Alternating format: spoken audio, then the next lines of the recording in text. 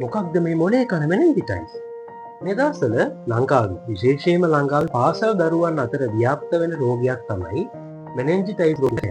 ඇත්තටම මොකක්ද මේ මෙනින්ජිටයිස් රෝගය කියන්නේ? අපේ හිස් කබලත් මස්තිෂ්කයක් අතර මොලයක් අතර තියෙනවා ආරක්ෂක පටල තුනක්. අපි මේවට කියනවා මෙනෙන්ජි පටල කියලා. එහෙම නැත්නම් මෙනෙන්ජි ලේයර්ස්. මේ මෙනෙන්ජි පටල තුනක් තියෙනවා. පිළිවෙලින් දුර මැට, ඇරක්නොයිඩ් මැට සහ පියා මැට. සිංහලෙන් කියනවා නම් සීනාංශුකාව, ජාලාකාර පටලේ සහ වරාශිකාව. මේ පටල වලින් අපේ මස්තිෂ්කයේ සහ සුෂුම්නාව කම්පන වලින් ආරක්ෂා කරන කුෂන් එකක් හැටියට ක්‍රියා කරනවා. අපි මේ කතා කරන මෙනින්ජිටයිස් රෝගෙදී සිද්ධ වෙන්නේ මේ පටල තුන ප්‍රදාහයකට, එහෙම නැත්නම් ඉදිමීමකට, එහෙමත් නැත්නම් ඉන්ෆ්ලමේෂන් එකකට ලක් වෙන එක.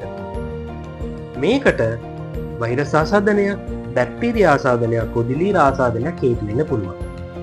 වර්තමානයේ තුල ලංකාවේ පැතිරගෙන යන මෙනින්ජිටයිස් රෝගයට ප්‍රධාන වශයෙන් හේතු වෙනවා කියලා නිගමනය කරන්නේ වෛරල් මෙනින්ජිටයිස් තත්ත්වයක්. එහෙම නැත්නම් වෛරස මගින් ඇති වෙන මෙනින්ජිටයිස් තත්ත්වයක්. මේක බැක්ටීරියා මෙනින්ජිටයිස් තත්ත්වයට වඩා තරමක් දුරට දරුණුභාවයෙන් අඩුයි කියලා තමයි වෛද්‍ය විද්‍යාත්මක පිළිගැනීම වෙන්නේ. මේක හැදෙන්න පුළුවන් ක්‍රම මොනවද? ආසාදිත පුද්ගලයෙක් එක්ක සමීප සබඳතාවක් දැක්වුවා.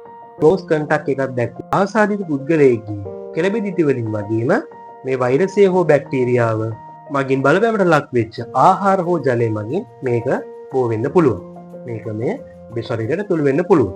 මේ රෝගී තත්ත්වයේ රෝග ලක්ෂණ මොනවාද? ප්‍රධානම දේ තමයි හදිස්සියෙම ඇතිවන තද උණ ගතිය. ඊට අමතරව තද හිසේ කැක්කුම, බෙල්ලේ තද ගතිය, ආලෝකයට දක්වන අධිසංවේදීතාවය, වමනය සහ උක්කාරය වගේ තත්ත්ව මේ නිසා ඇති වෙන්න පුළුවන්. මේ රෝගේ හැදිලා නම් හරි, මේ රෝග ලක්ෂණ තියෙනවා නම් හරි මොනවද අපිට කරන්න පුළුවන්? ප්‍රධාන පළවෙනිම දේ තමයි ඔබ අනිවාර්යෙන්ම වෛද්‍යවරයෙක් හමු වෙන්න ඕනේ. මොකද මේ රෝගය පහසුවෙන් සුව කළ හැකි තත්ත්වයක් වුණත් ඔබ දිගින් දිගටම මේ රෝගේ නොසලකා හැරියොත් මේ වෛරසය හෝ බැක්ටීරියාව හෝ දිලීරේ මොළයට ආසාදනය වීම නිසා මොළය හානියට පත් වෙන්න පුළුවන්. ඒක නිසා වෛද්‍යවරයෙක් හමු වෙලා වෛද්‍ය උපදෙස් ප්‍රතිකාර ලබා ගැනීමෙන් මේ රෝගය ඉක්මනින් හොද කරගන්න පුළුවන්. මේ රෝගය වළක්ව ගන්නේ කොහොමද? ඔබ ආසාදිත පුද්ගලයෙකු නොවේ නම් ඔබ කෝච්චියේ, බස් එකේ යනකොට, ඉස්කෝලේ, කැම්පස් එකේ, ඔෆිස් එකේ ඉන්නකොට මුඛ ආවරණ පළඳින්න පුරුදු වෙන්න. ඒ වගේම ඔබේ දෑත් සබන් හෝ සැනිටයිසර් වගේ ද්‍රව්‍යයක් යොදලා හොඳින් පිරිසිදු කරගන්න.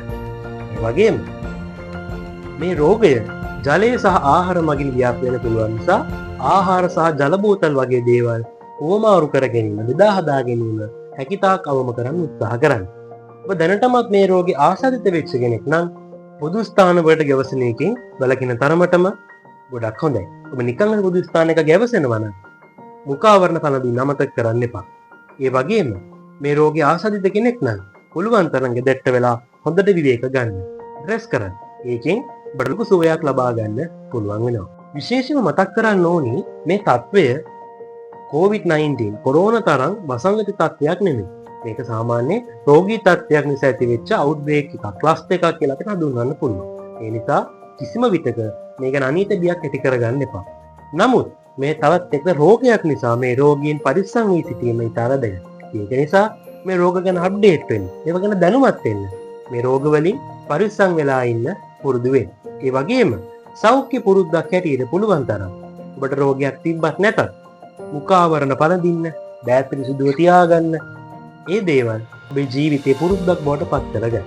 මේ රෝගය ගැන අපි අනිත් අයවත් දැනුවත් කරමු. ඒකට මේ වීඩියෝ එක අනිත් අය අතරේ ෂෙයා කරන්න. එහෙනම් ඔයාලා හැම දෙනෙක්ටම ජය.